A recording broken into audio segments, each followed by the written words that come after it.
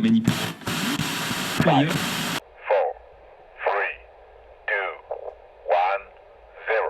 Mademoiselle, c'est dans votre tête. Génial. Donc, on m'a dit de prendre des antidépresseurs, d'aller voir un psy. Et quand je disais, mais ça a peut-être à voir avec mon alimentation, on me disait, mais pas du tout, mais où est le rapport?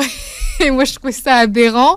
Enfin bon, ça a été un long parcours. On a fini par me diagnostiquer colopathie fonctionnelle, qui est donc ce symptôme un peu fourre-tout pour tous les gens qui ont mal au ventre, mais on n'arrive pas à savoir de quoi il s'agit. Et puis, diarrhée, constipation, gaz, et puis même des douleurs. Enfin, je veux dire, la vie sociale est réduite à néant parce que on peut pas péter devant les gens, je peux pas dire là tout de suite, en plein milieu de cette émission radio, faut que je chie là tout de suite, moi je me casse. Enfin voilà, il y a des choses qu'on peut pas faire. Donc, c'est tout le problème du SIBO. C'est-à-dire qu'il faut éradiquer les bactéries qui sont dans l'intestin grêle, parce que l'intestin grêle, c'est l'endroit où on absorbe les aliments. Et donc, on doit pas avoir plein de bactéries qui viennent manger sitôt.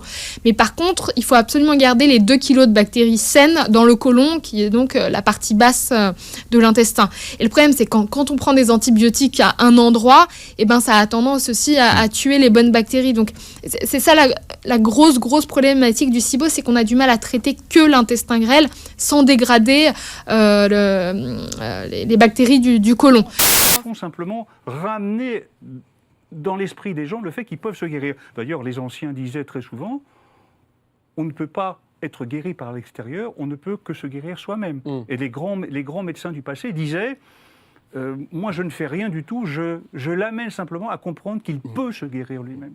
Alors attention, je voudrais juste rappeler, on ne dit pas ici d'arrêter la médecine traditionnelle. Il faut bien comprendre, c'est juste qu'aujourd'hui, on va le voir dans quelques instants, avec un cas, celui de Sarah, que vous avez mentionné dans votre livre, Docteur. Elle est étonnante, cette histoire, parce qu'en fait, j'en viens à ce que disait le docteur Carl Simonton, que j'ai noté tout à l'heure, je vais mourir, je le transforme en « je peux guérir ». C'est finalement toute l'essence même de cette histoire. C'est-à-dire les gens de 70 ans encore jeunes et les gens de 50 ans déjà vieux, irrémédiablement vieux.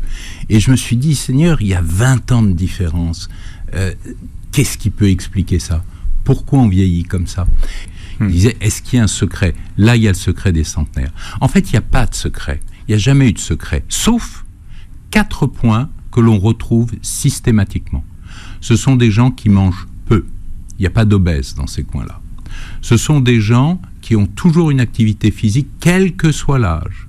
Ce sont des gens qui travaillent. Comment est-il possible qu'en changeant votre état d'esprit, il est possible que vous guérissiez votre corps physique? C'est quand même absolument hallucinant. C'est-à-dire que la science ne connaît pas ni de neurones, ni de système hormonal, ni même de système lymphatique, ou ni même de système énergétique, ni même de quoi que ce soit qui lie l'esprit et le corps.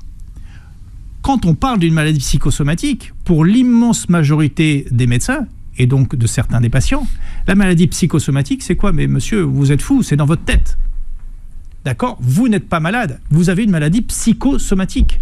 Or, quand vous prenez l'étymologie du texte, l'étymologie du terme, psycho, ça veut dire psyché, esprit, soma, ça veut dire corps, c'est-à-dire c'est la relation qu'il y a entre l'esprit et le corps.